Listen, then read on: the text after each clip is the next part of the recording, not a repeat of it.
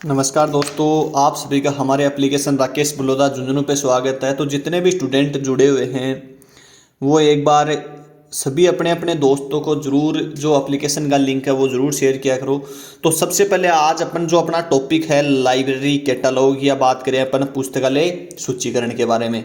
तो जो आपकी ये मान के चलो कि जो राजस्थान लाइब्रेरियन सेकंड ग्रेड या जो आपकी थर्ड ग्रेड में यूनिट फर्स्ट है वो आपकी कंप्लीट हो गई है। उसमें एक छोटा सा पॉइंट बचा है मैपिंग वाला, वो करवा देंगे आपको। आज अपन स्टार्ट करते हैं अपना जो दूसरा यूनिट है, यानी कि जो दूसरी यूनिट है राजस्थान लाइब्रेरियन में जो दूसरी यूनिट है उसका पहला पार्ट, यानी कि लाइब्रेरी कैटालॉग क्या है इसके बारे में सब जो आपकी संपूर्ण बात करेंगे। लेकिन कैटालॉग में भी आपके कई पॉइंट उन्होंने नहीं दे रखे हैं, वो भी आपको करवा देंगे ताकि उनसे क्वेश्चन आता है। और जो अन्य जो लाइब्रेरियन का EMRS लाइब्रेरियन है या जो अन्य लाइब्रेरियन का अपना बेंच चल रहा है उसमें भी आपका सेकंड यूनिट है। उस सेकंड यूनिट में जो सेकंड पार्ट है वो स्टार्ट है लाइब्रेरी कैटालॉग। अब अपन बात करेंगे कैटालॉग में अपन क्या क्या पढ़ेंगे, क्योंकि कैटालॉगिंग से संबंधित आपको क्या कि प्रैक्टिकल से आपके मन में डर रहता है कि सर प्रैक्टिकल से क्वेश्चन आएंगे। प्रैक्टिकल से कभी भी क्वेश्चन नहीं आते हैं, पहला पॉइंट तो ये। दूसरा पॉइंट है कि सर अपन जो सूचीकरण है इस सूचीकरण में क्या क्या पढ़ेंगे। तो सबसे पहले तो अपन बात करेंगे सूचीकरण या कैटालॉगिंग शब्द है वो किस भाषा से बना हुआ शब्द है, किन किन शब्दों के योग से बना हुआ है। उसके बाद अपन बात करेंगे इसकी डेफिनेशन यानी कि परिभाषा की, कि अपन सूचीकरण की मानक परिभाषा किन किन व्यक्तियों के द्वारा दी गई, जो आपके टॉपिक में महत्वपूर्ण दिया गया है। आपके टॉपिक में बस उसके उद्देश्य ही दिए गए हैं, बाकी नहीं दिया गया। तो परिभाषा के बाद अपन उसके बात करेंगे उद्देश्यों के बारे में कि सूचीकरण के उद्देश्य क्या है। सूचीकरण की आवश्यकता यानी कि पुस्तकालय में सूचीकरण की आवश्यकता क्यों है, किस प्रकार से पुस्तकालय में सूचीकरण है या जो सूचीकरण का जो विभाग है तकनीकी विभाग उसके द्वारा सूचीकरण का जो कार्य किया जाता है वो क्यों किया जाता है, पुस्तकालय सूची क्यों आवश्यक है, उसकी बात करेंगे। उसके बाद करेंगे अपन कार्य या महत्व है कि पुस्तकालय सूची का एक पुस्तकालय में क्या महत्व है, वो किस प्रकार से काम में आती है। इन सभी पॉइंटों के बारे में बात करेंगे। क्वेश्चन यहाँ से लगभग एक क्वेश्चन तो राजस्थान लाइब्रेरियन में तो पूछा जाएगा, दो भी पूछ सकते हैं। लेकिन EMRS लाइब्रेरियन या अन्य जो लाइब्रेरियन का बेंच चल रहा है साथ में, तो वो भी इस टॉपिक को जरूर पढ़ के जाए, क्योंकि लगभग आपके 1 से 2 क्वेश्चन यहाँ से पूछे जाएंगे। आपको सभी को पता है कि जो फर्स्ट यूनिट है वो थोड़ी सी नहीं पूछी जाती, लेकिन सूचीकरण में जब भी अपन प्रवेश करते हैं तो आपका प्रत्येक लाइन से क्वेश्चन आता है, क्योंकि कौन कौन से एग्जाम में क्या क्या क्वेश्चन पूछा गया है उसकी बात आपको मैं बताऊंगा। लेकिन ये आपको ध्यान रख लेना, ये यहाँ पे लिख लिया करो। इस टॉपिक को यहाँ पे स्टार्ट होने से पहले ये पॉइंट लिख लिया करो कि अपन इस टॉपिक में क्या पढ़ेंगे। परिभाषा, उद्देश्य, आवश्यकता, कार्य, महत्व और कुछ महत्वपूर्ण पर्सन। ठीक है, इसको आराम से करेंगे क्योंकि इसमें बहुत सारे क्वेश्चन है, प्रत्येक लाइन टू लाइन पूछ लिए जाते हैं। अब अपन बात करेंगे कि अंग्रेजी भाषा का जो कैटालॉग है, जो कैटालॉग शब्द है, जो किसकी बात करें अपन, सूचीकरण की। तो ये ध्यान रखना कि जो कैटालॉग है या अपन जिसकी सूची की बात कर रहे हैं, तो जो शब्द हिंदी में सूची के नाम से जाना जाता है, तो जो कैटालॉगिंग है या जो कैटालॉग है उसको हिंदी भाषा में किस नाम से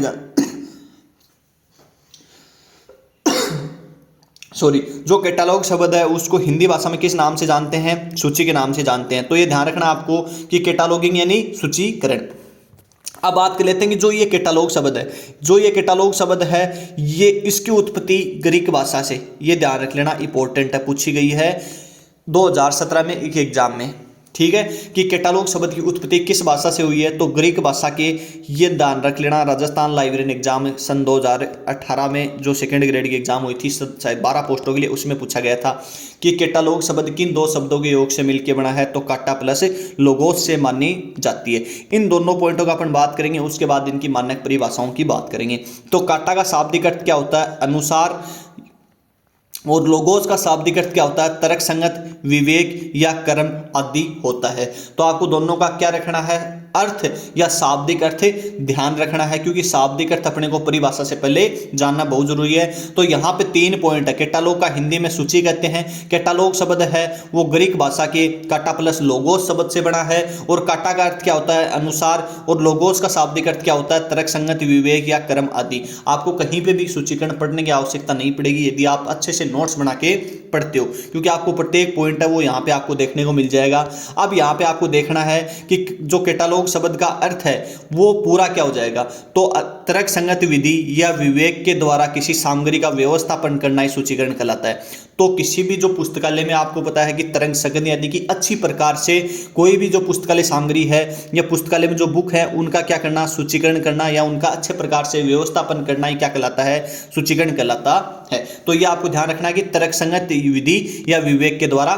तो ये तो होगी इसकी वैसे परिभाषा अर्थ के आधार पर, लेकिन विभिन्न व्यक्तियों ने अपने अपने मतों पे अलग अलग तरीके से दी थी, अपन उनकी बात करेंगे आगे।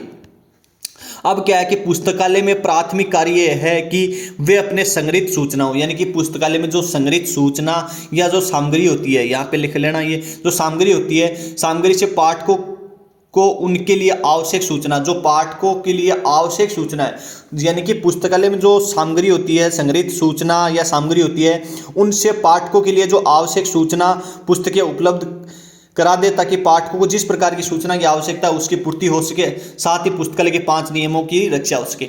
इस लाइन का ये अर्थ है कि पुस्तकालय में जो सामग्री उपलब्ध है, पुस्तकालय में जो सामग्री उपलब्ध है, उस सामग्री से पुस्तकालय में जो पाठक आते हैं उन पाठकों की आवश्यकता की पूर्ति कर दें ताकि क्या हो, आपकी पुस्तकालय के 5 नियमों की रक्षा हो सके। पुस्तकालय के 5 नियम हैं जो डॉक्टर एस.आर. रंगनाथन ने दिए थे, कब सन 1931 में एक पुस्तक के रूप में प्रकाशित किए थे, प्रतिपादित कब किए, सन 1928 में। उसमें डॉक्टर एस.आर. रंगनाथन ने यही कहा था कि प्रत्येक पाठक को उसकी पुस्तक मिले, प्रत्येक पुस्तक को उसका जो आपको पता है कि प्रत्येक पुस्तक को उसका पाठक मिले, पाठक का समय बचाएं, वर्धनशील संस्था है, पुस्तकों का उपयोग, ये सारी बातें पुस्तकों के लिए कही थी। तो पुस्तकालय सूची है वो पुस्तकालय नियम के 5 सूत्रों की रक्षा करती है। इनके आगे अपन बात कर लेंगे थोड़ा सा डिटेल पूर्वक। अगला अपन बात करते हैं सूचीकरण के बारे में। ये थोड़ी नॉर्मल सी जानकारी है ताकि आपको पता रहे कि पुस्तकालय सूची क्या होती है। सूची का निर्माण एक प्रमुख तकनीकी प्रक्रिया है और सूची पत्रकों का निर्माण पुस्तकालय के किस विभाग के द्वारा किया जाता है, तकनीकी विभाग। इसके बाद आपका मैनेजमेंट वाली यूनिट आएगी, उसमें बात करेंगे, लेकिन लिख लेना यहाँ पे नोट लगा के। और दूसरा नोट लगा के लिख लेना कि सूचीकरण व वर्गीकरण, यानी कि सूचीकरण व वर्गीकरण का कार्य किसके द्वारा किया जाता है, आपका तकनीकी विभाग के द्वारा किया जाता है, तकनीकी विभाग के द्वारा किया जाता है। तो ये भी लिख लेना कि सूचीकरण का कार्य, वर्गीकरण का कार्य किसके द्वारा किया जाता है, आपका तकनीकी विभाग यानी कि टेक्निकल सेक्शन के द्वारा किया जाता है। और तकनीकी विभाग के द्वारा क्या किया जाता है, आपके जो सूची पत्रक होते हैं उनका निर्माण किया जाता है। तो सूची का निर्माण एक प्रमुख तकनीकी प्रक्रिया है जिसे पूरा किया जाना पुस्तकालय सेवा प्रदान करने में अति आवश्यक है। तो किसी भी पाठक को यदि पुस्तकालय सेवा प्रदान करनी है तो उसमें सूची का होना क्या है, बहुत आवश्यक है। ये बात आपको ध्यान रखनी है। तो इससे क्या है कि दोनों पॉइंट आपके यहाँ पे क्लियर होते हैं।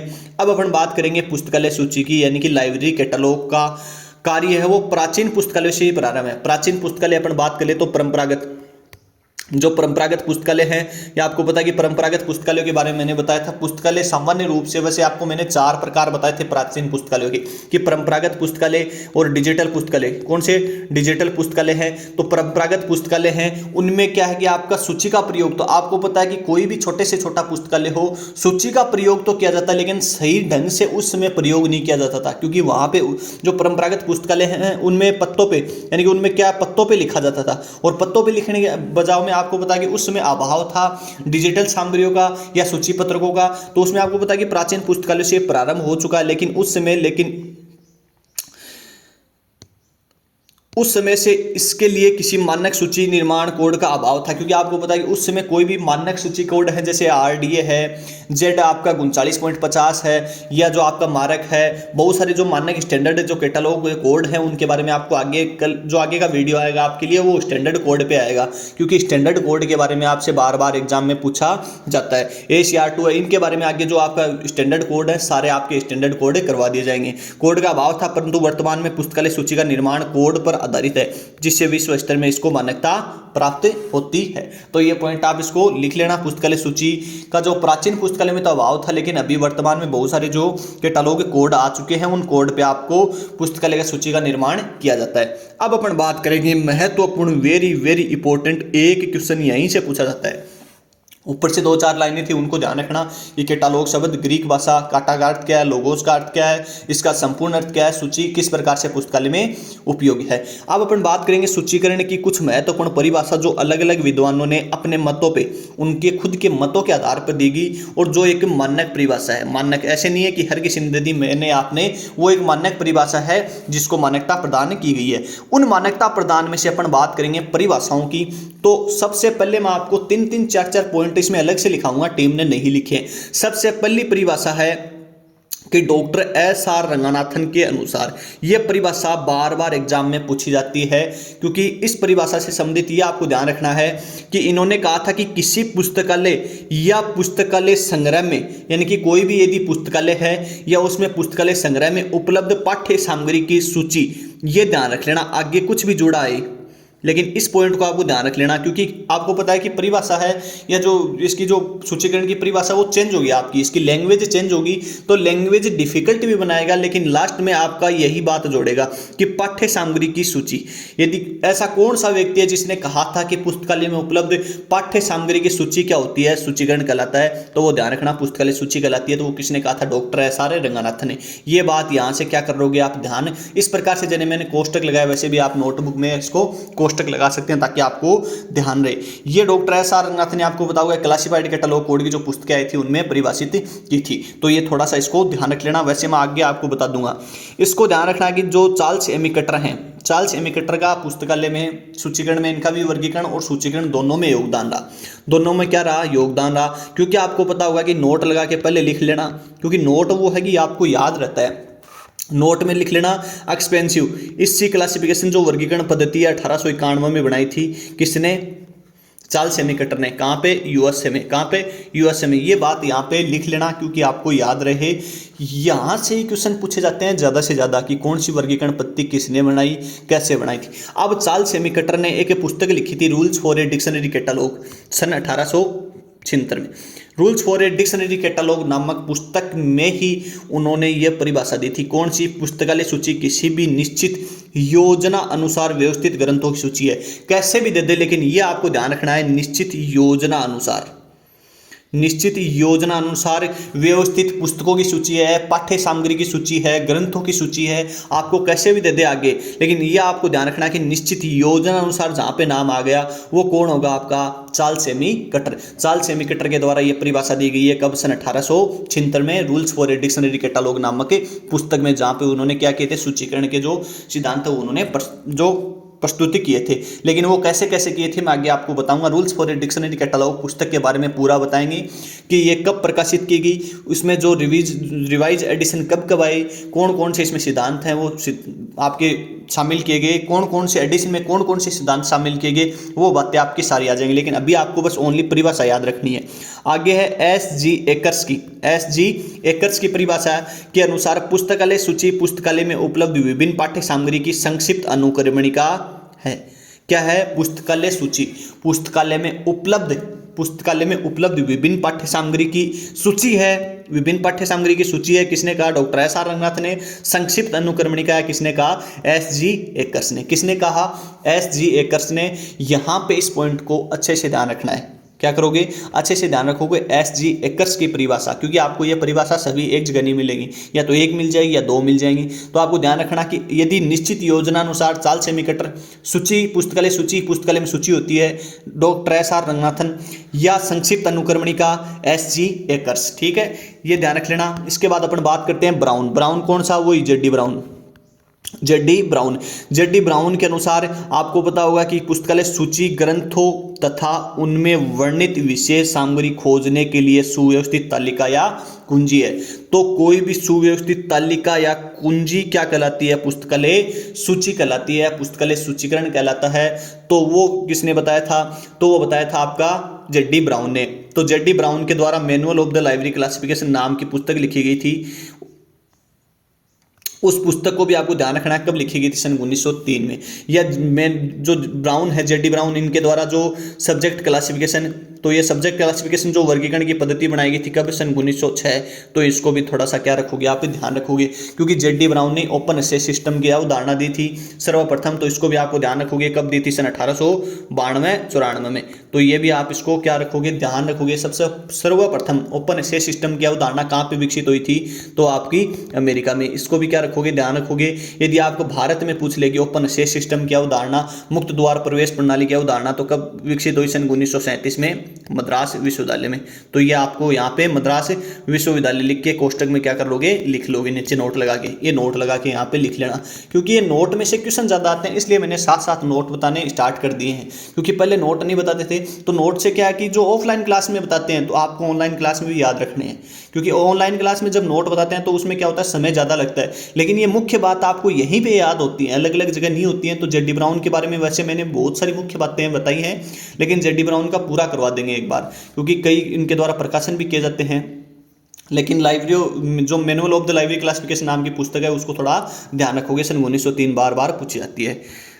इसके बाद अपन बात कर लेते हैं कि एल जोली के अनुसार कैटालॉग संचार का एक उपकरण है। कैटालॉग क्या है, संचार का एक उपकरण है। ये आपको ध्यान रखना है। किसके अनुसार, एल जोली के अनुसार। इनकी भी ये परिभाषा ऐसी की ऐसी पूछी गई है एग्जाम में, ठीक है। ये पांचों परिभाषा है एग्जाम में बार बार पूछी गई है। ध्यान रखने योग्य बात यह है कि एक भी आपकी रहनी चाहिए। कौन संक्षिप्त अनुक्रमणिका बता रहा है, कौन योजना अनुसार बता रहा है, कौन सूची, एक पुस्तकालय सूची बता रहा है, कौन सुव्यवस्थित ग्रंथों की तालिका एवं पूंजी होती है, ये किसने बताया। पांचों परिभाषा आपको ध्यान रखनी है। ऐसी की ऐसी आएंगी लास्ट वाले नाम, बाकी आपकी चेंज हो सकती हैं। अब ध्यान, छोटी सी एक बात है कि डॉक्टर एस.आर. रंगनाथन के अनुसार सूचीकरण जितना श्रेष्ठ होता है उतना ही सक्षम होता है। ये डॉक्टर एस.आर. रंगनाथन ने जो अपनी वर्गीकरण जो क्लासिफिकेशन स्कीम सूचीकरण की स्कीम बनाई थी, क्लासिफाइड कैटलॉग कोड सन 1934, उसमें कहा था कि पुस्तकालय सूचीकरण, यानी कि बात कर लेते हैं अपन कि सूचीकरण यानी कि पुस्तकालय सूचीकरण जितना श्रेष्ठ होगा उतना ही क्या होगा, सक्षम होगा। तो ये ध्यान रखना है। इसमें क्लासिफाइड कैटलॉग कोड में ये पुस्तक में बात कही गई थी, ये नहीं पूछते, लेकिन ये पूछते कि निम्न में से किसके अनुसार किसने कहा कि सूचीकरण जितना श्रेष्ठ होगा उतना ही सक्षम होगा। तो डॉक्टर एस.आर. रंगनाथन। चार्ल्स सेमीकटर को आधुनिक सूचीकरण का क्या कहते हैं, जनक भी कहा जाता है। Very very important. आधुनिक सूचीकरण का जनक किसे कहते हैं, चार्ल्स सेमीकटर को कहते हैं। अब अपन बात करते हैं कि जो सार रूप में सूचीकरण की परिभाषा की सार रूप में क्या है, यानी कि सभी को मिलाकर क्या परिभाषा बनती है कि किसी पुस्तकालय में उपलब्ध पाठ्य सामग्री को पाठकों की सहायता के लिए विशेष क्रम में व्यवस्थित करना ही पुस्तकालय सूची कहलाती है। सबसे महत्वपूर्ण परिभाषा तो देखो यही आपकी कि सार रूप में। यदि आपको पूछ ले कि यह पूरी परिभाषा दे देगी किसी पुस्तकालय में उपलब्ध पाठ्य सामग्री को पाठकों की सहायता के लिए विशेष क्रम में व्यवस्थित करना क्या कहलाता है, सूचीकरण। वर्गीकरण ज्यादा तो वर्गीकरण करके आएंगे कि यहाँ पे व्यवस्थित करना आ गया तो वर्गीकरण होगा। सूचीकरण, वर्गीकरण, प्रबंधन या एक नाम और दे देंगे। तो ये आपको ध्यान रखना कि वो क्या कहलाता है, आपका सूचीकरण कहलाता। जहां से भी पॉइंट से क्वेश्चन पूछे गए मैं आपको साथ साथ बताता रहता हूं, तो ये आपको ध्यान रखना सूचीकरण की परिभाषाओं के बारे में। लगभग एक क्वेश्चन आने की संभावना है। अब अपन बात करेंगे कि सर सूचीकरण पुस्तकालय में इतना महत्वपूर्ण, या अपन बात कर लेते हैं कि इसकी आवश्यकता क्यों है, पुस्तकालय सूची की आवश्यकता क्यों है। पुस्तकालय सूची, तो पुस्तकालय में आपको पता है कि सूची का एक महत्वपूर्ण उद्देश्य होता है, वो तो अपन आगे बात करेंगे, लेकिन उसकी आवश्यकता पुस्तकालय में किस प्रकार से रही, डॉक्टर एस.आर. रंगनाथन या अन्य विद्वानों ने इसकी आवश्यकता को महसूस किया। तो उन्होंने महसूस करने के बाद ही जो सूची पत्रक हैं, सूची पत्रक जो कैटलॉग कार्ड है उसके बारे में आपकी आगे जानकारी आ जाएगी। कैटलॉग कार्ड क्या है, कैटलॉग कार्ड में किस प्रकार से एंट्री डाली जाती हैं, कौन कौन से एंट्री के भाग होते हैं, ट्रेसिंग कहाँ पे लिखा जाता है, या कैटलॉग कार्ड के आगे के भाग को क्या कहते हैं, या दाएं के भाग को क्या कहते हैं, बाएं के भाग को क्या कहते हैं, ये आपके आगे बात आ जाएंगी। आप वीडियो में जितने भी वीडियो डाले जाएं उनको देखते रहें, क्योंकि राजस्थान लाइब्रेरियन सेकंड ग्रेड और थर्ड ग्रेड के पास बहुत समय है। आप आराम से धीरे धीरे पॉइंट टू पॉइंट पढ़ते जाएंगे तो आप आराम से एग्जाम को करेक्ट कर लेंगे। तो यह आपको ध्यान रखना कि मुक्त द्वार प्रवेश प्रणाली के लिए पुस्तकालय सूची बहुत ही महत्वपूर्ण है। क्यों है, क्योंकि इस व्यवस्था के कारण सूची का महत्व और अधिक बढ़ जाता है, क्योंकि अधिकतम पुस्तक इसी के द्वारा पाठकों को प्राप्त होती है। अब सूची पत्रक देखो, मैं आपको छोटे से एक बात बताऊं, जैसे ये पुस्तकालय है, कभी आप पुस्तकालय में सभी गए होंगे, जो लाइब्रेरियन की तैयारी करता है वो बड़े पुस्तकालय में, छोटे पुस्तकालय में जाते रहते हैं लोग। तो यहाँ पे क्या है कि एक सूची पत्रक लगा होता है। क्या लगा होता है, सूची पत्रक लगा होता है। उस सूची पत्रक में सारी पुस्तकों के बारे में जानकारी लिखी होती है कि जैसे रामायण की पुस्तक है, इस पुस्तकालय में यदि रामायण की पुस्तक है तो वो रामायण की पुस्तक है 5वीं अलमारी के ऊपर, जो 5वीं अलमारी है उस अलमारी के ऊपर दूसरी दराज में जो पहला बॉक्स है उसमें रखी हुई है, तो उसके नाम लिखे होते हैं कि 5वीं अलमारी के पहला बॉक्स A1 में B2 में रखी गई है, तो उसके कोष्टक में लिखा होता है। तो इसी प्रकार से क्या है कि मुक्त द्वार प्रवेश प्रणाली, ओपन एक्सेस सिस्टम, जब कोई भी पाठक पुस्तकालय में पहुंचता है तो उससे कोई भी डिस्टर्ब ना करे, उसको कोई भी रोक टोक ना करे, इसीलिए मुक्त द्वार प्रवेश प्रणाली का आरंभ किया गया। और इसी में क्योंकि अधिकतम पाठकों को इसी द्वारा पुस्तकें क्या होती है, पाठकों को प्राप्त होती हैं, सूची के अभाव में पाठकों को यह मानस बना लेता है कि जो पुस्तक उसे चाहिए वो शायद पुस्तकालय में उपलब्ध नहीं है, इसलिए क्या हुआ, सूची का या पुस्तकालय सूची का आवश्यकता महसूस हुई। तो ये पहला पॉइंट है कि पुस्तकालय सूची क्यों आवश्यक है, क्योंकि जो प्रत्येक पाठक है उसको उसकी पुस्तक मिलनी चाहिए मुक्त द्वार प्रवेश प्रणाली के द्वारा भी। तो ये आपको ध्यान रखना है कि पुस्तकालय सूची की आवश्यकता समझ गए होंगे आप। दूसरी पुस्तकालय सूची की आवश्यकता है कि पुस्तकालय में पाठ्य सामग्री की जानकारी के लिए, यानी कि जो भी पाठक, यदि कोई भी पाठक पुस्तकालय में आता है तो उसको जानकारी होनी चाहिए, सूची पत्रक में उसको पता लग जाएगा कि अपने जो सामाजिक विज्ञान की पुस्तक है या जो लाइब्रेरी की पुस्तक है वो अपने पुस्तकालय में है या नहीं है। अब अपन बात करते हैं कि पुस्तकालय सूची से पुस्तकालय में उपलब्ध पाठ्य सामग्री का पता लगाया जा सकता है। तो आपको पता है कि पुस्तकालय सूची या कैटलॉग कार्ड में जिन पुस्तकों को मेंशन किया गया है वो पुस्तक तो आपको पुस्तकालय में उपलब्ध होगी। सूची यह बताता है कि किस लेखक की कौन सी पुस्तक, किस विषय की कौन सी पुस्तक पुस्तकालय में उपलब्ध है। तो वहां पे लेखक का नाम या उसका शीर्षक या उसमें विषय सारे कुछ मेंशन किए होते हैं, तो वो पता लगाना कहां से अपना आवश्यक होता है, पुस्तकालय सूची या कैटलॉग कार्ड से पुस्तकालय सूचीकरण इसलिए क्या है आपका आवश्यक है। ठीक है, दूसरा पॉइंट हो गया। तीसरा पॉइंट क्या है कि पुस्तकों तक पहुंचने में सहायता। कोई भी पुस्तक है वहां तक पहुंचने में कम से कम समय में पाठक कैसे पहुंच सके, उसके लिए भी क्या आपका पुस्तकालय सूची आवश्यक है। पुस्तकालय सूची पाठकों को पाठ्य सामग्री तक पहुंचने में सहायता प्रदान करती है।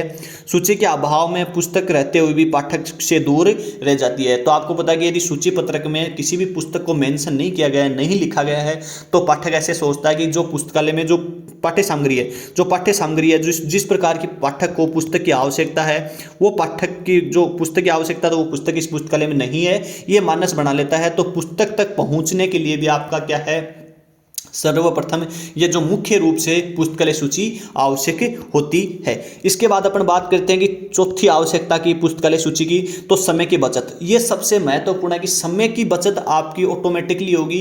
क्यों होगी, क्योंकि जब कोई पाठक जाएगा तो सबसे पहले वो सूची पत्रक में देखेगा, वहां पे जो सूची पत्रक है उसमें देखेगा, उस सूची पत्रक में देखने के बाद उसको पता चल जाएगा कि ये पुस्तक है तो कहां पे रखी हुई है, और नहीं है तो वो क्या है कि उस पुस्तक के बारे में जल्द से जल्द वो पुस्तकालय से बाहर आ जाएगा। तो पुस्तकालय सूची के माध्यम से आसानी से पुस्तक तक पहुंच जाता है, जिससे पाठक तथा कर्मचारियों का समय बचता है। तो वो आसानी से बच जाएगा, वो ना तो कर्मचारी को डिस्टर्ब करेगा, ना लाइब्रेरियन को करेगा, ना असिस्टेंट लाइब्रेरियन को करेगा, वो किसी को नहीं पूछेगा, अपने आप उस पुस्तक तक पहुंच जाएगा यदि उसको जो सूची पत्रक है उसमें उस पुस्तक को मेंशन किया गया है और वो कहां पे रखी गई है।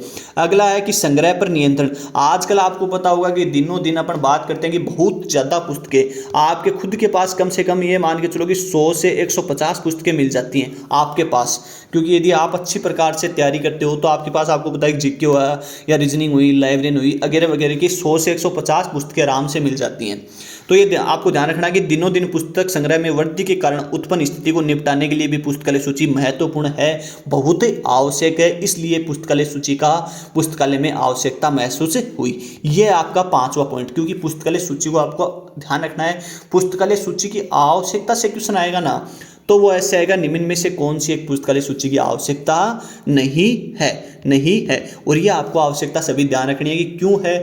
पाठक को क्या है कि पुस्तक से मिलाने के लिए, या पाठक का समय बचाने के लिए, पाठक में संग्रह तक पहुंचने के लिए, या पुस्तकालय में संग्रह नियंत्रण के लिए विभिन्न विभागों के साथ संबंध, यानी कि जो पुस्तकालय में विभिन्न विभाग होते हैं, एक पुस्तकालय में विभिन्न विभाग जैसे अधिग्रहण विभाग, तकनीकी विभाग, परिसंचरण विभाग, संदर्भ विभाग, अनुरक्षण विभाग आदि में सूची का अत्यंत आवश्यक होती है। इन विभागों के द्वारा भी सूची पत्रक का निर्माण होता है और निर्माण में पता चलता है कि कौन सी पुस्तक अपने विभाग में है या नहीं है, तो वो भी अपन किससे पता लगाते हैं, सूची पत्रक से। इसलिए सूची पत्रक या पुस्तकालय सूचीकरण पुस्तकालय में आवश्यक होता है। ये सारी आवश्यकता है, ये सारी क्या आवश्यकता है पुस्तकालय सूचीकरण की। तो ये इन सभी आवश्यकताओं का आपको ध्यान में रखना है और इनको बार बार पढ़ना है कि क्यों पुस्तकालय सूची पुस्तकालय में आवश्यक है।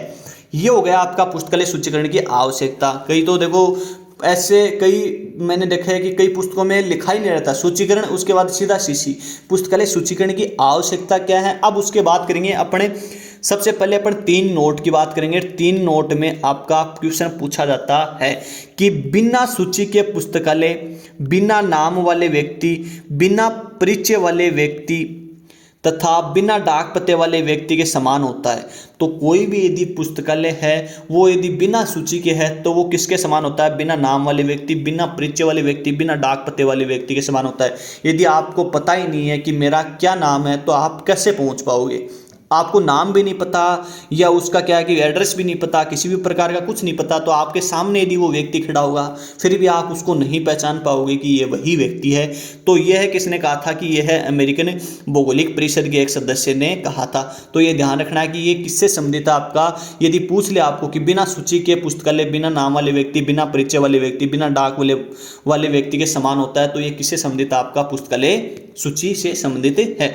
सूची की महती आवश्यकता है, इसलिए एक पुस्तकालय की आंख कुंजी, यहाँ पे लगा लेना आंख कुंजी तथा दर्पण पुस्तकालय सूची को ही कहा जाता है। वेरी वेरी वेरी इंपॉर्टेंट, बार बार पूछा गया है कि एक पुस्तकालय की आंख किसे कहा जाता है, सूची को कहा जाता है, या सूचीकरण भी आ जाएगा वहां पे देखना।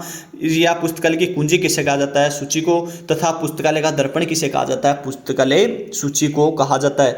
ऐसे ऐसे नाम देखने को मिलेंगे ऑप्शन में, आप दिमाग में ऐसे लगेगा कि अपने को तो सारे सही लग रहे हैं, लेकिन यदि आपका पढ़ा होगा कि पुस्तकालय सूची में अपन ने ये लाइन पढ़ी थी कि आंख कुंजी और दर्पण पुस्तकालय सूची को ही कहते हैं, तो आपका बिल्कुल राइट आंसर होगा। पुस्तकालय सूची वास्तव में पुस्तकालय संग्रह की सूची होती है, यह बात भी ध्यान रखना आपको कि पुस्तकालय सूची वास्तव में पुस्तकालय संग्रह की सूची किसे कहा जाता है, पुस्तकालय सूची या पुस्तकालय वर्गीकरण, पुस्तकालय सूचीकरण, पुस्तकालय प्रबंधन, पुस्तकालय संदर्भ सेवा, किसी भी प्रकार का नाम जोड़ देगा तो ये ध्यान रखना कि पुस्तकालय सूची वास्तव में पुस्तकालय का संग्रह होती है या संग्रह सूची होती है। तो ध्यान रखना सूचीकरण के बारे में। तीनों नोट ध्यान रखना जोड़ के, ऐसे ऐसे के पूछे गए हैं ये तीनों नोट। अब अपन बात करेंगे सूचीकरण के उद्देश्य के बारे में, पर्पज ऑफ लाइब्रेरी क्लासिफिकेशन के बारे में। सूचीकरण के उद्देश्य भी आपकी वेरी वेरी इंपॉर्टेंट है। टॉपिक आपके बस यही दे रखा है कि पहला टॉपिक ये लाइब्रेरी क्लासिफिकेशन में कि लाइब्रेरी कैटलॉग ऑफ पर्पज, पुस्तकालय सूची के उद्देश्य। ना तो उन्होंने आवश्यकता बताई, ना उन्होंने कार्य बताए, ना उन्होंने महत्व बताए, ना उन्होंने परिभाषा बताई कि पुस्तकालय सूची की परिभाषा क्या होती है। लेकिन आपको पता है कि जब हमें 6 साल से पढ़ा रहे हैं तो पता है कि क्वेश्चन कहाँ से पुटअप होता है, उद्देश्य से कभी क्वेश्चन नहीं आता। लेकिन इनको ध्यान रखना कि उद्देश्य के बारे में कि पुस्तकालय सूची का उद्देश्य क्या है, पुस्तकालय सूची क्यों बनाई जाती है पुस्तकालय में, तो इन उद्देश्य के बारे में अपन क्या करेंगे, बात करेंगे। लेकिन आपको ध्यान रखना है कि पुस्तकालय सूची का प्रमुख उद्देश्य यह होता है कि पाठकों को उसकी मनोवांछित पुस्तक मिल जाए। आपको मैंने आवश्यकता में भी कई पॉइंट बताए थे, लेकिन आवश्यकता में अलग है, उद्देश्य अलग है। उद्देश्य क्या है कि किसी भी पाठक को उसकी मनोवांछित यानी कि उसके मन में या उसके जो जिस प्रकार की उसको जिस प्रकार की जिज्ञासा है, जिस प्रकार की उसको जिज्ञासा पुस्तक पढ़ने की, वो पुस्तक क्या उसको मिलनी चाहिए। उसके मन में जो मनोवांछित पुस्तक है वो उसको मिलनी चाहिए। ये क्या है, उद्देश्य है पुस्तकालय सूचीकरण का। Doctor SR. रंगनाथन के अनुसार पुस्तकालय विज्ञान के 5 नियमों को ध्यान में रखकर पुस्तकालय सूची के उद्देश्य निम्नलिखित हैं। पुस्तकालय सूची के उद्देश्य डॉक्टर एस.आर. रंगनाथन के जो 5 नियम है, पुस्तकालय विज्ञान के जो 5 सूत्र हैं, उनको ध्यान में रखते हुए निम्न उद्देश्य है कि पुस्तक का पूर्ण उपयोग हो। पुस्तक का पूर्ण उपयोग तभी होगा जब पुस्तकालय में क्या होगा, सूची कार्ड होगा, यानी कि कैटलॉग कार्ड होगा या सूची पत्रक होगा या पुस्तकालय सूचीकरण अच्छी तरीके से होगा, तभी क्या होगा, पुस्तकों का ज़्यादा से ज़्यादा उपयोग होगा। क्यों होगा कि यदि सूची कार्ड लगा है पुस्तकालय के गेट पे या सूची पत्रकों का निर्माण किया गया है तो उसमें पाठक क्या देखेगा, पुस्तक को देखेगा कि जो हमारी पुस्तक है वो सूची पत्रक में है या नहीं है। यदि है तो वो पुस्तक को क्या करेगा, उपयोग करेगा, और उपयोग करेगा तो डॉक्टर एस.आर. रंगनाथन के अनुसार पुस्तकालय सूची का जो प्रथम उद्देश्य है या प्रथम जो पुस्तकालय विज्ञान के 5 नियम है, इसमें जो प्रथम नियम है कि पुस्तकों के उपयोग पे बल देना चाहिए, ना कि उनका संरक्षण करना चाहिए। तो उपयोग ज़्यादा से ज़्यादा बढ़ेगा तो प्रथम सूत्र है वो सिद्ध होगा। अब अपन बात करते हैं कि डॉक्टर एस.आर. रंगनाथन ने दूसरी बात बताई कि प्रत्येक पाठक को उसकी पुस्तक मिले।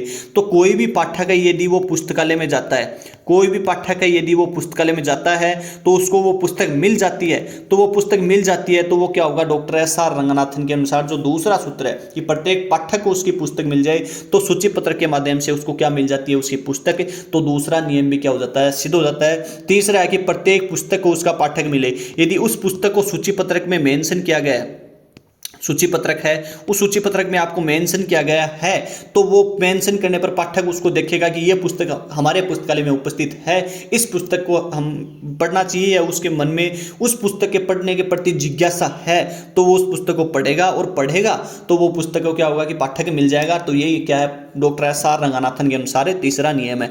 पाठक का समय बचाएं, मैंने ऊपर आपको बता भी दिया है कि यदि सूची पत्रकों का निर्माण होगा तो पाठक का ऑटोमेटिकली या अपने आप इस समय क्या होगा, बच जाएगा, क्योंकि जिस प्रकार से पाठक है वो सीधा का सीधा पुस्तक तक पहुंच जाएगा, किसी को पूछने की जरूरत नहीं पड़ेगी।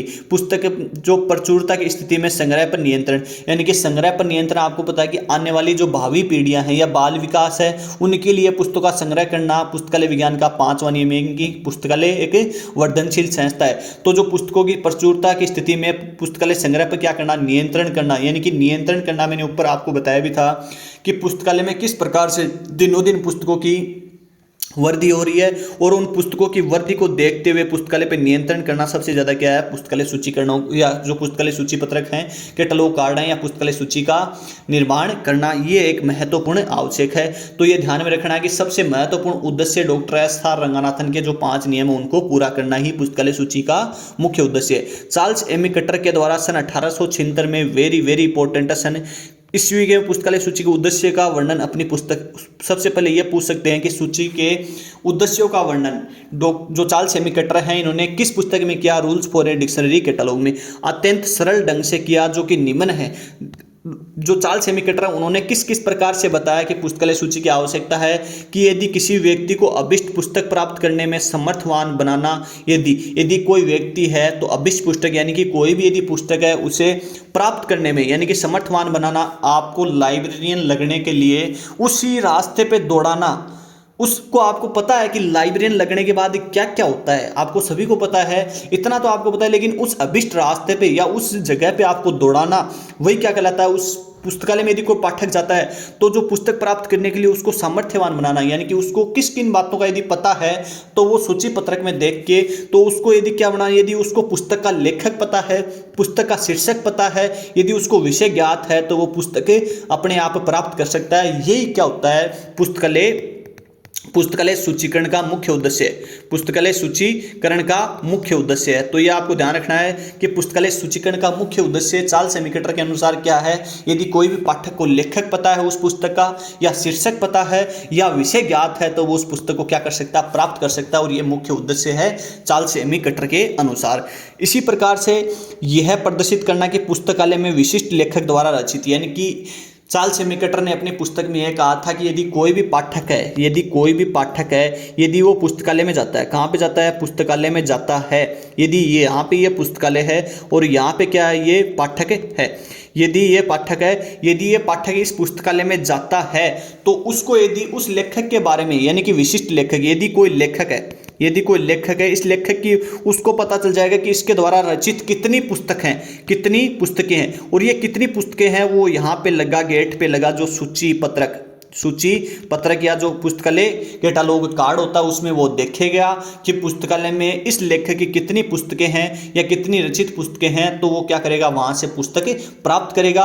विशिष्ट विषय से संबंधित कितनी पुस्तकें हैं उस लेखक की वो प्राप्त करेगा। तो ये भी मुख्य उद्देश्य किसका है, सूची पत्रक का ही है कि सूची पत्रक में यदि पाठक को पता होगा कि वहां पे इस प्रकार से सूची पत्रक में देखते हैं तो वो वहां पे क्या करेगा, पुस्तकों को प्राप्त करेगा। और ये मुख्य उद्देश्य क्या होगा, पुस्तकालय सूचीकरण का सफल होगा। तो यह बात भी आपको ध्यान रखनी है, क्योंकि इनको ऐसे ध्यान रखना है शॉर्टकट में। वैसे आप किताबों में, बुक में, बहुत सारी बुक आती है, उनमें देखोगे तो आपको इतनी लाइन मिलेंगी, लेकिन समझ उसमें कुछ भी नहीं आएगा किस प्रकार से क्वेश्चन पूछा जाता है। अगला इसमें यह कि विशिष्ट प्रकार के साहित्य पर कितनी पुस्तकें उपलब्ध हैं वो भी पाठक को पता चल जाएगी, कहां से, सूची पत्रक से। तो इसी प्रकार से सूची पत्रक का क्या होगा, मुख्य उद्देश्य क्या होगा, सफल होगा। अगला पॉइंट है कि पुस्तक चयन में सहायता प्रदान करना। पुस्तक चयन में सर्वप्रथम या जो अपन बात कर लेते हैं कि महत्वपूर्ण महत्वपूर्ण जो सहायता प्रदान करता है वो कौन करता है? सूची पत्रक। कौन करता है? सूची पत्रक, एक कैटलॉग कार्ड या पुस्तकालय सूचीकरण।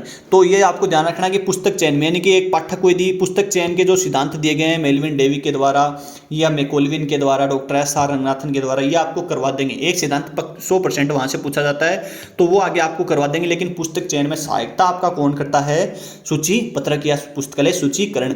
नोट: चार्ल्स सेमीकेटर के अनुसार पुस्तक चयन एक अनंत कार्य है। Very very very important. पुस्तक चयन एक अनंत कार्य है। क्यों है आपके लिए मैं बता देता हूं। यदि आपको कैटलॉग कार्ड नहीं मिलता है, कैटलॉग कार्ड ये पूछी गई है, ये कथन है चार्ल्स सेमीकेटर के अनुसार, तो आपको यदि ये मैं जैसे ये बताता हूँ आपको, जैसे ये कोई पुस्तकालय है, इस पुस्तकालय में यहाँ पे एक बड़ी क्या है? दराज बनी हुई है। यहाँ पे भी एक बड़ी दराज बनी हुई है। यहाँ पे भी एक बड़ी दराज बनी हुई है। और इस पुस्तकालय को क्या अपन थोड़ा सा आगे और बड़ा कर लेते हैं। जैसे ये पूरा पुस्तकालय है तो यहाँ पे जैसे अलमारी है, यहाँ पे भी एक छोटी अलमारी बनी हुई है, यहाँ पे भी एक छोटी अलमारी बनी हुई है, और यहाँ पे अपने कौन बैठते हैं? लाइब्रेरियन साहब, जैसे आप बैठते हो, जैसे आप बैठते हो यहाँ पे आपकी कुर्सी डली हुई है। अब कोई भी यदि पाठक यहाँ से क्या है कि पुस्तकालय का गेट है, यहाँ पे क्या है? पुस्तकालय का गेट है। गेट क्या होता है? डॉक्टर एस आर रंगनाथन के अनुसार बीचों बीच होता है, और पुस्तकालय शहर के भी बीचों बीच होना चाहिए।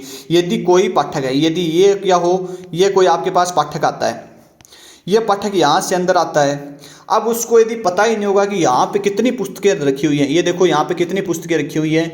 अब उसको यदि किसी भी पुस्तक, जैसे अपने को बात कर रहे थे उसको सामाजिक विज्ञान की, उसको यदि सामाजिक विज्ञान की पुस्तक चाहिए तो सामाजिक विज्ञान की पुस्तक प्राप्त करने के लिए ये पाठक पुस्तकालय में आ जाएगा।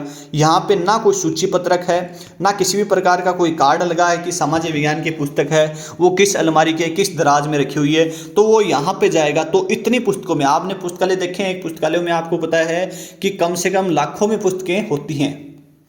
कितनी होती हैं? लाखों में पुस्तकें होती हैं। तो वो पुस्तकों का क्या नहीं कर पाएगा? चयन नहीं कर पाएगा कि अपने को सामाजिक विज्ञान की पुस्तकें कहाँ मिलेगी। तो इसी के आधार पर चार्ल्स सेमीकेटर ने बताया है, कटर है यहाँ पे, मटर नहीं है, कटर, चार्ल्स सेमीकेटर ने बताया कि पुस्तकों का चयन एक अनंत कार्य है। बार बार एग्जाम में पूछा गया कथन है कि किसके अनुसार पुस्तकों का चयन एक अनंत कार्य है। यदि नाम आ जाए पुस्तक चयन और सूचीकरण तो यहाँ से ये अपने आप जुड़ जाता है। तो पुस्तकों का चयन एक अनंत कार्य इस प्रकार से होता है। यदि आप क्या जाओगे, पुस्तकालय अध्यक्ष के पास जाओगे तो वो आपको बता भी देगा ना। देखो मेरा खुद का एक्सपीरियंस है, यदि किसी बच्चे को अपन बता भी देते हैं ना कि पुस्तक यहाँ पे रखी हुई है, फिर भी नहीं खोज पाता है, वो फिर भी नहीं खोज पाता है। कि अपन बता दें 5वां अलमारी के, जैसे ये अलमारी बनी होती है पुस्तकालय में, आपको पता है ऐसे अलमारी बनी होती है। इन अलमारियों में ऐसे क्या होता है? दराज निरूपण किया होता है ऐसे, और इनको नंबर दिया गया होता है, इनको नंबर दिया गया। उसको बता देंगे जैसे ये बी है तो अपन, ये अलमारी नंबर 6 है तो अपन बता देंगे अलमारी नंबर 6 के जो बी पार्ट में या बी सेक्शन में जो पुस्तक है वो नीचे से नीचे वाली लाइन में, यहाँ पे लाइन में नहीं होती, नीचे वाली लाइन में है, तो वो नीचे वाली लाइन तक पहुंच ही नहीं पाता। अलमारी 6 तक तो पहुंच जाएगा मुश्किल से, लेकिन वो अलमारी 6 तक भी नहीं पहुंचेगा। यदि पहुंच भी जाएगा तो वो पुस्तक नहीं प्राप्त करेगा। तो पुस्तकों का चयन एक अनंत कार्य है। ये किसके अनुसार है? चार्ल्स सेमीकेटर। मार्गेट मान ने भी क्या कहा था पुस्तकालय उद्देश्यों के बारे में? कि सूची का प्रमुख उद्देश्य ग्रंथों का व्यवस्थापन करना होता है। बिल्कुल सही बात है, ताकि उन्हें सुविधापूर्वक खोजा जा सके, बिल्कुल सही है। उनका उपयोग किया जा सके, बिल्कुल सही है। उनके आदान प्रदान में कठिनाई ना हो, बिल्कुल सही बात है, कठिनाई न हो, इस कार्य हेतु पुस्तकालय सूची की अहम भूमिका होती है। मार्गेट मान के अनुसार अंकन से संबंधित भी इन्होंने बातें बताई थी। इसी रिचर्डसन है, उसने भी बताया था कि अंकन एक संक्षिप्त पद है। तो मार्गेट मान की ये परिभाषा आपको थोड़ा सा क्या करोगे, उद्देश्य के अंदर याद रखोगे इसको। जो पुस्तकालय सूचीकरण की परिभाषा है उसमें नहीं, उद्देश्य के अंदर, कि किस व्यक्ति के अनुसार उद्देश्य, पुस्तकालय सूची का मुख्य उद्देश्य क्या है? ग्रंथों का व्यवस्थापन करना, उन्हें सुविधापूर्वक खोजा जा सके ताकि उन्हें उपयोग किया जा सके, उनका आदान प्रदान में कठिनाई न हो। यह बात किसने कही थी? मार्गेट मान ने कही थी। तो ये आपको ध्यान रखोगे। अब अपन बात करेंगे पुस्तकालय सूचीकरण के कार्य महत्व के बारे में। जितने पॉइंट आपको करवाए जाते हैं, पॉइंट टू पॉइंट नोट्स बनाओगे, उनको अलग अलग पेन से लिखोगे, और जो मैं पॉइंट के डेस लगाता हूं, जैसे मैं ये करता हूं कि चार्ल्स सेमीकेटर के अनुसार पुस्तक चयन एक अनंत कार्य, ऐसे इसको बंद कर लिया करो। तो चयन एक अनंत कार्य है, पुस्तक चयन एक अनंत कार्य किसके अनुसार? चार्ल्स एमी कटर के। चार्ल्स एमी कटर की मैंने आपको इस वीडियो में 5 बातें बता दी, 5 में से एक है ना वो 100% पूछी जाएगी। या तो rules for a dictionary catalogue, expensive classification, आधुनिक सूचीकरण का जनक, या पुस्तक चयन एक अनंत कार्य, या पुस्तक से संबंधित उन्होंने जितनी भी बातें बताई हैं, 5 बातें मैंने बताई हैं, 500 में से एक पूछी जाएगी। क्योंकि हमेशा यही होता है, लगभग क्वेश्चन आता है। राजस्थान लाइब्रेरी में 2018 में क्वेश्चन उनकी परिभाषाओं से संबंधित आया था। अब अपन बात करेंगे पुस्तकालय सूचीकरण के जो कार्य हैं या जो इसके फंक्शन इंपॉर्टेंट्स है, महत्व क्या है पुस्तकालय सूची का या पुस्तकालय सूचीकरण का। पहला महत्व क्या है कि पुस्तकालय सूची का सबसे प्रमुख कार्य है कि पुस्तक से संबंध में महत्वपूर्ण जानकारी प्रदान करना। क्यों? क्योंकि पुस्तकालय, यदि पुस्तकालय में सूची बनी होगी, कैटालॉग कार्ड बना होगा, तो कोई भी यदि पुस्तक है, क्या कोई भी पुस्तक है, उसकी संपूर्ण जानकारी, एक पुस्तक की बहुत सारी जानकारियाँ होती हैं कि आपको बताएंगे कि मुख्य प्रविष्टि में किस किस प्रकार की, यदि किस पुस्तक का लेखक कौन है, इसके अभी तक कितने एडिशन आ चुके हैं, या अपन यानी कि कुल कितने संस्करण आ चुके हैं, या अपन बात कर लेते हैं कि ये पुस्तक कब लिखी गई, यानी कि कब लिखी गई, इस पुस्तक को कहाँ से क्या किया गया, प्रकाशन किया गया, इस पुस्तक में कुल कितने पेज हैं, पेज नंबर पे कौन कौन से टॉपिक दिए गए हैं, इन टॉपिकों के बारे में, यानी किसी भी पुस्तक से संबंधित महत्वपूर्ण जानकारी, टाइटल, डिस्क्रिप्शन, सारे शीर्षक वगैरह सारी चीज़ें को महत्वपूर्ण जानकारी अपने को कहाँ से प्राप्त होती है? पुस्तकालय सूचीकरण से। इसीलिए कि आपका पुस्तकालय सूची है वो एक महत्वपूर्ण कार्य के रूप में पुस्तकालय में कार्य करती है। समझ गए होंगे मेरी बात आप। अब अपन बात करते हैं कि यह पता लगाना कि पुस्तकालय में किसी लेखक द्वारा रचित कितनी पुस्तक उपलब्ध हैं, इसके नाम से सूची पत्रकों का निर्माण करना, यह भी एक महत्वपूर्ण कार्य है। तो ये मैंने आपको यहीं पर बता दिया कि कोई भी लेखक है उसके द्वारा कितनी पुस्तक रचित है, उनके कितने एडिशन प्रकाशित हो चुके हैं, वो सभी जानकारियाँ अपने को कहाँ से प्राप्त होंगी? तो वो अपने को कहाँ से प्राप्त होंगी? पुस्तकालय सूची के कार्यों में से। यानी कि महत्व, उस पुस्तकालय सूची का महत्व और अधिक है, वो इन्हीं 2 पॉइंट के कारण और अधिक बढ़ जाता है।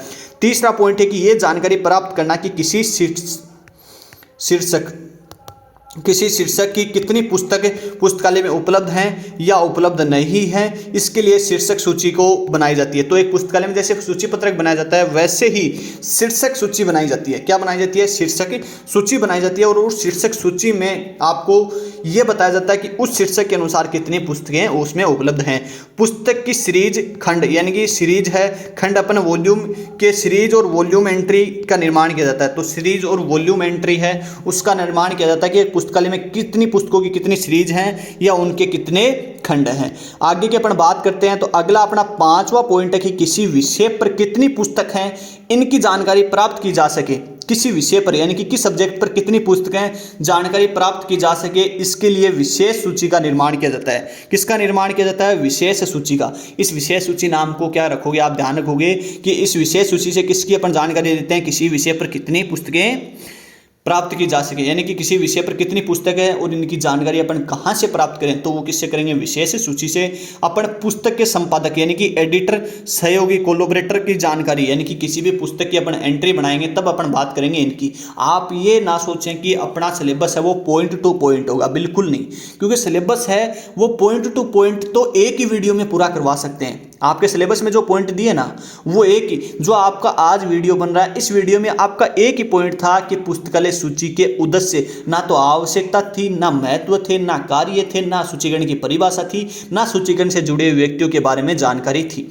तो ये अब आपको क्वेश्चन कहाँ से आएगा? पुस्तकालय सूचीकरण की परिभाषा से। अब आप हमें ये भी नहीं बोल सकते कि सर आपने ये पढ़ाया नहीं कि पुस्तकालय सूचीकरण की परिभाषा, क्योंकि डेफिनेशन आपके वहाँ पे नाम ही नहीं है सिलेबस में, दोनों में। तो ये आप दिमाग से निकाल देंगे, आपका सिलेबस का कोई पॉइंट छूटेगा, कोई भी पॉइंट जितना भी नहीं छूटेगा। RDA, ACR 2 मार्क, जितना भी आपका पॉइंट टू पॉइंट, ये कहीं नहीं दिए गए नाम, कहीं ये नाम नहीं दिए गए सिलेबस में, लेकिन इनको अच्छे से आपको करवाएंगे। Rules for a dictionary catalogue, Panizzi catalogue, सामान्य सूची क्या होती है, विशेष सूची क्या होती है, आपने कई बार सुना होगा कि व्यापारिक ग्रंथ सूची क्या होती है, ये आपको करवाएंगे, कंप्लीट आपका करवाएंगे ग्रंथ सूची के बारे में कि ग्रंथ सूची के प्रकार, ग्रंथ सूची के क्या होता है, ग्रंथ सूची जो बिब्लियन शब्द से बनी है इसका अर्थ क्या है, ये आपका आगे आ जाएगा। लेकिन आपको ध्यान रखना है कि ये छोटे छोटे पॉइंट है जिनको आपको ध्यान रखना है कि पुस्तक के जो संपादक, एडिटर तथा सहयोगी, कोलैबोरेटर की जानकारी भी अपन किससे प्राप्त करते हैं? पुस्तकालय सूची से। यह जानकारी प्राप्त करना कि पुस्तकालय में वांग में जो सूची है। बिब्लियोग्राफी जो डिटेल है, वांग में सूची प्राप्त करना भी अपन किसका मुख्य कार्य मानते हैं, तो वो भी सूचीकरण का मुख्य कार्य है।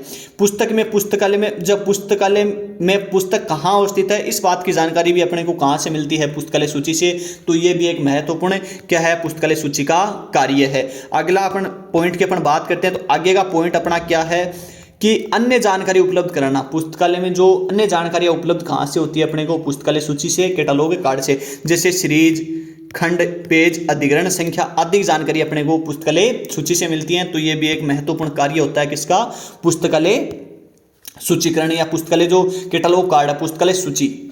अब अपने को अगला और लास्ट पॉइंट है आज का कि सामान्य रूप से सूची का कार्य पाठकों द्वारा पाठ्य सामग्री को किसी भी वंचित उपकरण जैसे टाइटल, सीरीज, पब्लिकेशन, विषय आदि के द्वारा प्राप्त करने में सहायता प्रदान करना भी मुख्य रूप से सूची पत्रक के द्वारा ही होता है, और वो भी एक क्या है, मुख्य कार्य है या पुस्तकालय सूची का एक महत्व है माना जाता है। ये सारे महत्व हैं, इनको अच्छे प्रकार से लिखोगे, इनको अच्छे प्रकार से याद करोगे, और याद करने के बाद आप क्या करोगे, टेस्ट दोगे, तो आपको पता लगेगा कि अपन कितने के पानी में हैं। यहाँ पे 2 नोट दिए गए हैं सूचीकरण से संबंधित। सूचीकरण सिद्धांत पर अंतर्राष्ट्रीय सम्मेलन का क्या हुआ, आयोजन हुआ, और वो कहाँ पे हुआ, पेरिस, फ्रांस में। कहाँ पे हुआ, पेरिस, फ्रांस में हुआ। कब आयोजित हुआ, सन 1961 में। क्या हुआ उसमें, सूचीकरण के कुल 12 सिद्धांतों को अपनाया गया था। जो 12 सिद्धांतों को क्या अपनाया गया था, तो 12 सिद्धांत अपनाए गए थे, प्रिंसिपल, सूचीकरण के प्रिंसिपल। और ये किसके द्वारा हुआ था, तो IFLA, international federation of library association and institution के द्वारा हुआ था।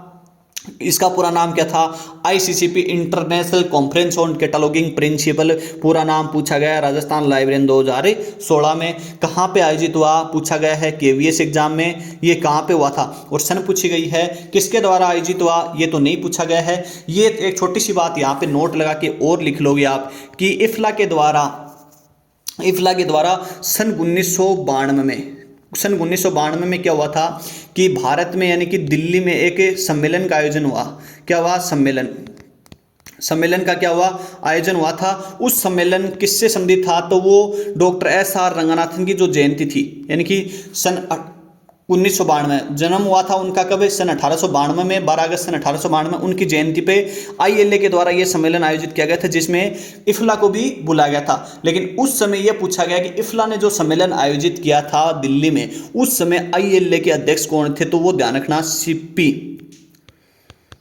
सीपी वशिष्ठ। ये क्वेश्चन मैंने आपको ILA में नहीं करवाया था। इसी में जो इफ्ला का जो सम्मेलन हुआ था दिल्ली में, इसी में डॉक्टर SR रंगनाथन पे डाक टिकट जारी किया गया था। लेकिन उस समय ILA के अध्यक्ष कौन थे, सीपी वशिष्ठ।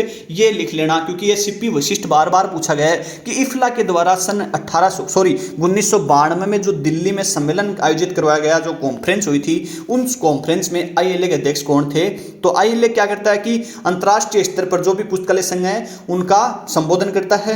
तो उस समय कौन थे उसके ILA के अध्यक्ष, सीपी वशिष्ठ। ये आपको नाम ध्यान रख लेना है। वहां पे डाक टिकट भी जारी हुई थी ये, क्योंकि वो दिल्ली में सम्मेलन हुआ था, तो दिल्ली के बारे में भी पूछते हैं। तो ILA का जो इफ्ला के द्वारा सन 1961 में ये पेरिस, फ्रांस में ICCP, International Conference on Cataloguing Principle का आयोजन किया गया था, जिसे पेरिस प्रिंसिपल के नाम से जानते हैं। ये पूछा गया क्वेश्चन, तीनों ही पूछे गए हैं, वेरी वेरी इंपॉर्टेंट है, तीनों को ध्यान रख लेना। बाकी मैं करवा दूंगा 12 सिद्धांत कौन कौन से थे, क्या क्या हुआ था, उन्हीं के आधार पर किन किन प्रकार से जो आपका AACR 2 है, AACR फर्स्ट है, इन्हीं 12 सिद्धांतों के आधार पर AACR फर्स्ट 1967 को बनाया गया था। उसके बाद सन 1978 AACR 2।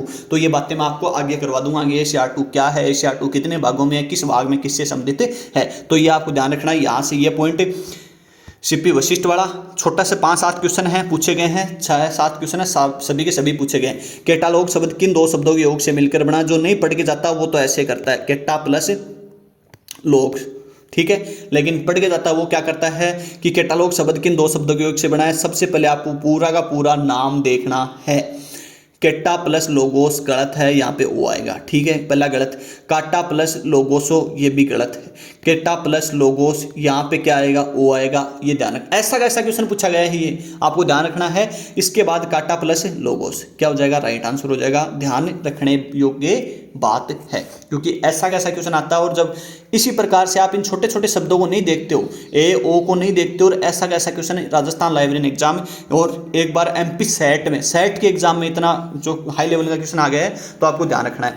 इसके बाद अगला है कि किसके अनुसार किसी पुस्तकालय या पुस्तकालय संग्रह में उपलब्ध पाठ्य सामग्री की सूची पुस्तकालय सूची होती है। मैंने आपको एक ही बात बताई थी, पाठ्य सामग्री की सूची पूछ ले डॉक्टर एस आर रंगानाथन, अनुक्रमणिका पूछ ले तो आपका ध्यान रखना आपको, या योजना अनुसार पूछ ले तो आपको ध्यान रखना है, संचार उपकरण है वो भी आपको ध्यान रखना है, किसी भी प्रकार से आपको वर्णित जो कुंजी है तो वो आपको ध्यान रखना है। ये सारी बातें आपको ध्यान रखने की, किन किन व्यक्तियों ने परिभाषाओं में क्या क्या कहा, ये आपको ध्यान रखना है कि आधुनिक सूचीकरण का जनक,